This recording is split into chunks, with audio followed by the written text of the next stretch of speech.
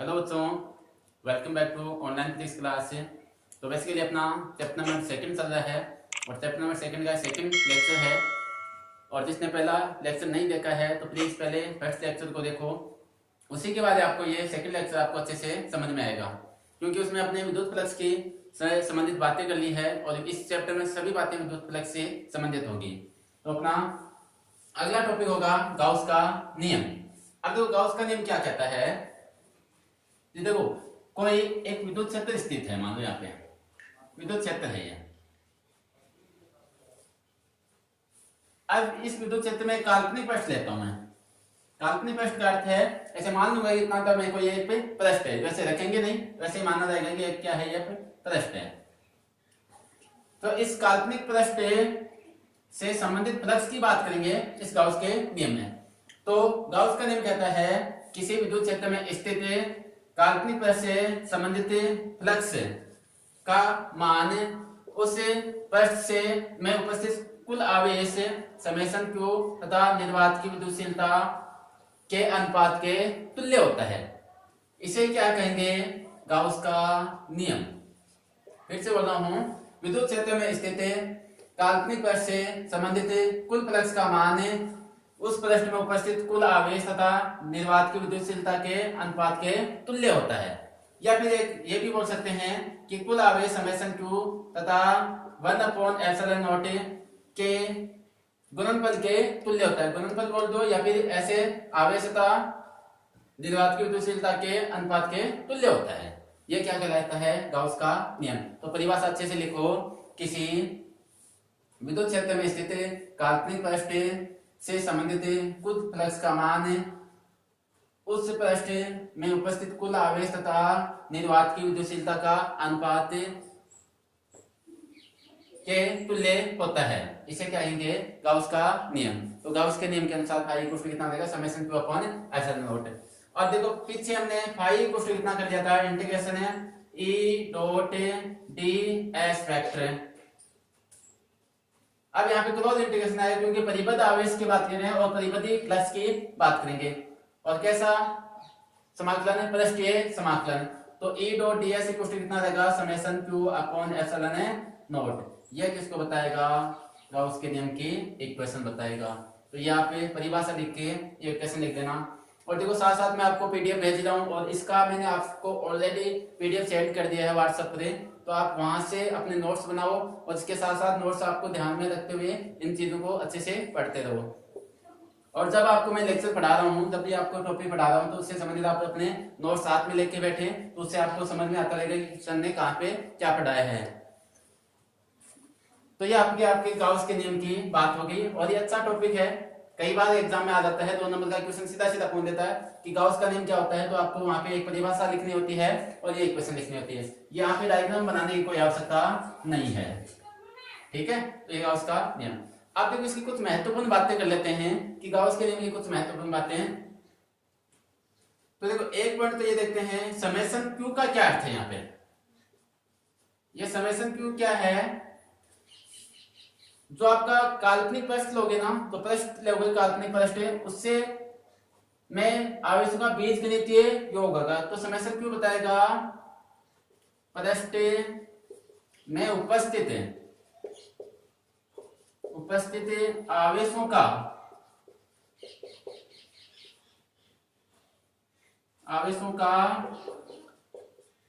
बीजगणितीय योग।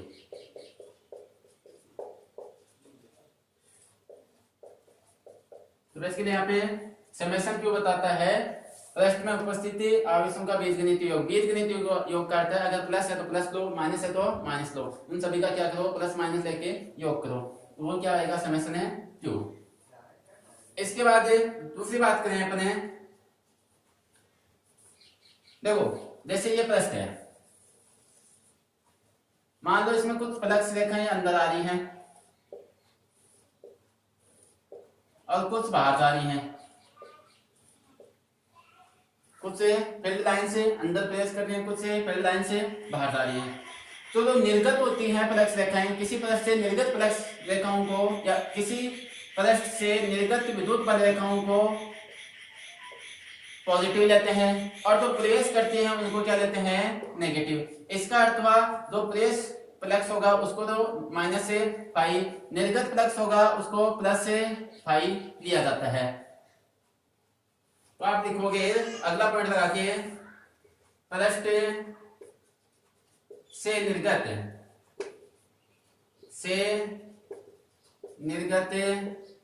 फ्लक्स धनात्मक तथा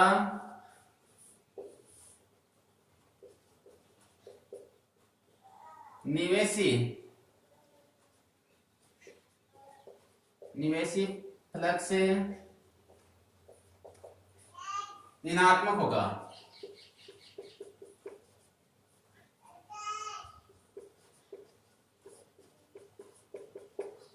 तो ध्यान रखना जो फ्लक्स से बाहर की ओर जाएगा उसको तो पॉजिटिव लेंगे और जो अंदर प्रवेश करेगा पृष्ठ में उसको क्या लेंगे नेगेटिव लेंगे।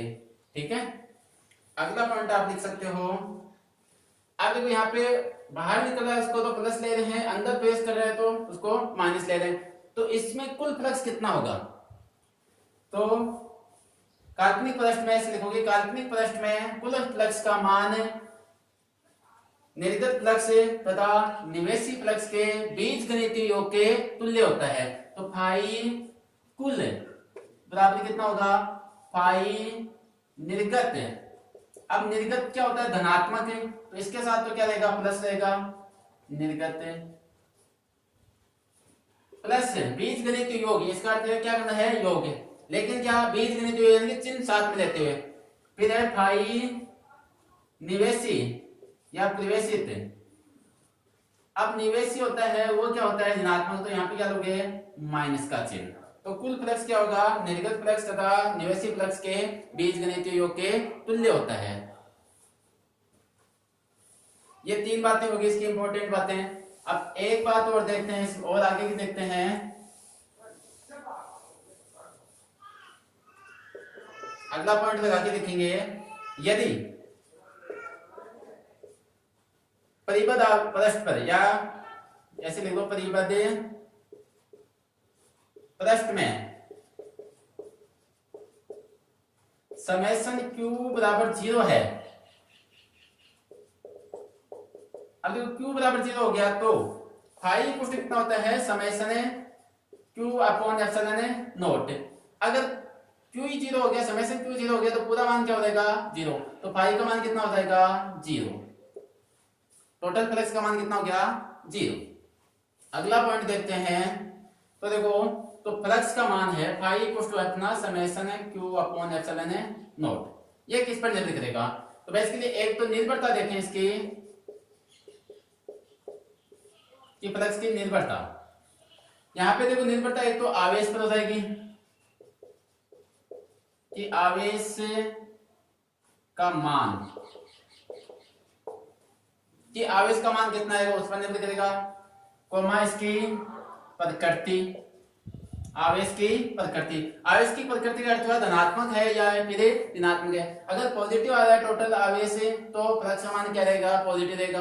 अगर टोटल आवेश आपका ऋणात्मक आएगा तो फ्लक्स का मान क्या आएगा नेगेटिव। नेगेटिव फ्लक्स आ गया इसका अर्थ हुआ क्या हुआ पृष्ठ में आवेश क्या है प्रवेशित कर रहा है, निर्गत हो ये निवेशी हो रहा है।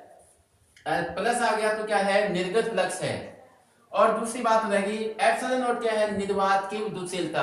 अगर यहाँ पे माध्यम आ जाएगा तो फाई इक्वल टू कितना हो जाएगा summation q upon epsilon m।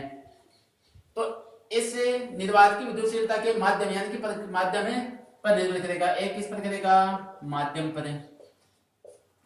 इन तीन बातों पर क्या निर्भर करेगा फ्लक्स का मान किस पर, एक तो आवेश का मान कितना है टोटल यानी कि समेशन q, फिर आवेश की प्रकृति क्या है, तीसरी बात माध्यम। इन तीन मानों पर यह निर्भर करेगा। अगली बात देखते हैं अपने। अब देखो जो अपने अभी थोड़ी देर पहले जाना कि परिबद्ध ये तो आपके काल्पनिक पृष्ठ है, जैसे विद्युत फ्लक्स का जो मान निकाला जाएगा गाउस के नियम से, तो ये पृष्ठ दे रहे हैं काल्पनिक पृष्ठ। इस पृष्ठ को क्या नाम दिया जाएगा गाउसियन पृष्ठ। तो गाउस के नियम में दिए गए काल्पनिक पृष्ठ को क्या कहते हैं गाउसियन पृष्ठ। गॉसियन पृष्ठ, ये बात लिख लेना। और देखो आपको पीडीएफ में अच्छे से सारे पॉइंट टू पॉइंट जो बातें लिखा रहा हूँ उनको केवल समझा रहा हूँ यहाँ पे।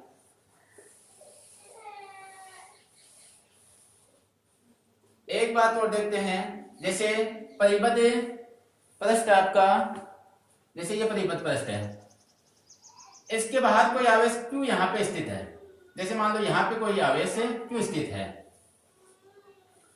इस आवेश के कारण फ्लक्स के मान में कोई परिवर्तन होगा या नहीं होगा वो देखा जाए। तो अपन देखो परिभाषा में देखते हैं कि फ्लक्स का मान उस काल्पनिक पृष्ठ में उपस्थित कुल आवेश तथा निर्वात की विद्युतशीलता के अनुपात के तुल्य होता है। इसका अर्थ पृष्ठ में उपस्थित आवेश की बात हो रही है, पृष्ठ के बाहर उपस्थित आवेश की बात नहीं कर रहे हैं। तो यहाँ पर गॉसियन पृष्ठ, सीएन पृष्ठ के बाहर उपस्थित आवेश के कारण फ्लक्स के मान में कोई परिवर्तन नहीं होगा। तो ये कुछ महत्वपूर्ण बातें थी गॉस के नियम से संबंधित थे, तो इन बातों का आप ध्यान रखना।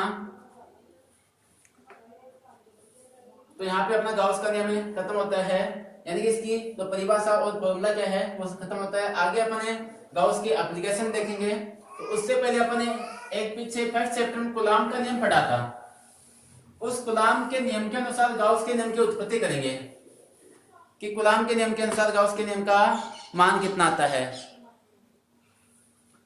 तो देखो बेसिकली कूलाम का गॉस का नियम क्या कहता है, phi equals to Q upon epsilon naught आना चाहिए। ये क्या है, गॉस का नियम है।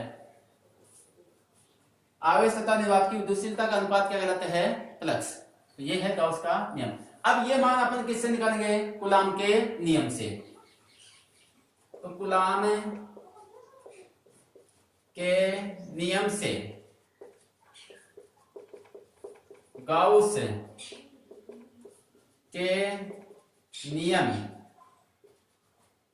की उत्पत्ति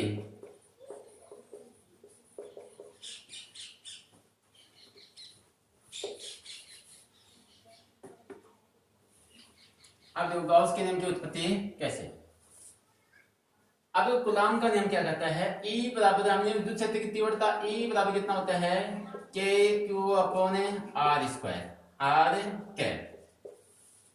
तो बेसिकली ये किसके लिए है, कोई आवेश Q स्थित है, उससे R दूरी पर अपन क्या निकालें, R दूरी पर बिंदु P स्थित है, वहां पे क्या निकालते हैं, विद्युत क्षेत्र की तीव्रता का मान निकालते हैं।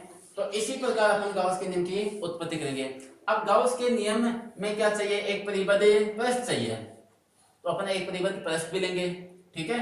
उसके बाद उसका ये फॉर्मूला लगा के अपने phi equals to Q upon epsilon naught का वैल्यू निकालेंगे। तो इसके लिए देखो पहले क्या करेंगे,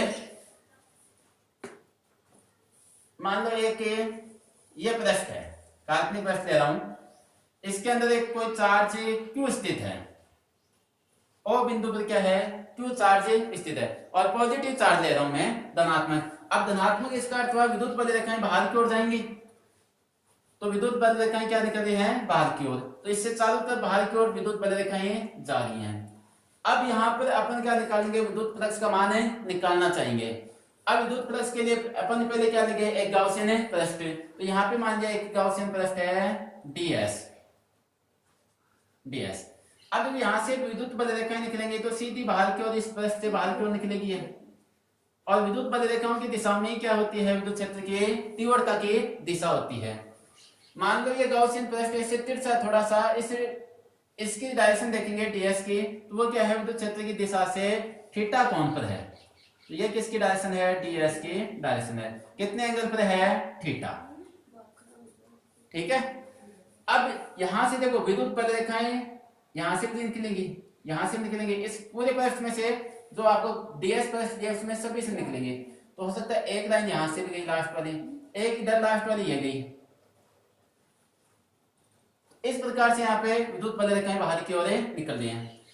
और ये जो आपका यहाँ पे मान लो बिंदु P है, तो प्रश्न है उसका मध्य बिंदु क्या है, P है, और कितनी दूरी पर है, ये r दूरी पर स्थित है, प्रश्न से r दूरी पर स्थित है, ये आवेश से r दूरी पर स्थित है।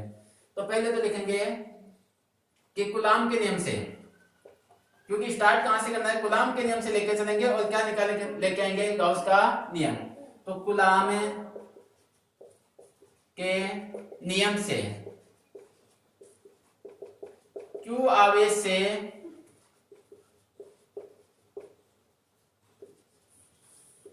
से R दूरी पर स्थित बिंदु P पर विद्युत क्षेत्र की तीव्रता,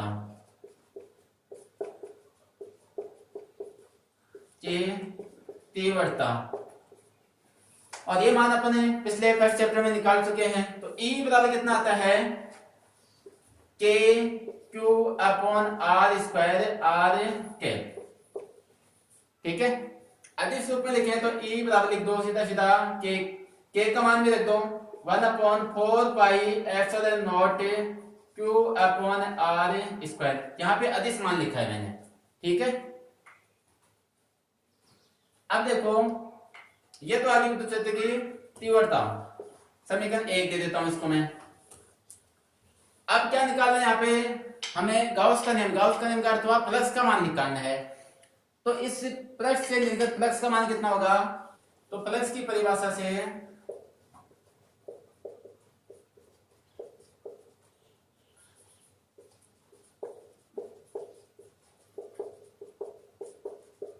तो देखो फ्लक्स की परिभाषा से फाई इक्वल टू कितना होता है, integration E ds cos theta. तो आपका पहली इक्वेशन थी, यानी कि जो आपका चैप्टर का फर्स्ट टॉपिक था विद्युत फ्लक्स, तो वहां पे फाई इक्वल टू कितना आ गया था, E ds cos थीटा।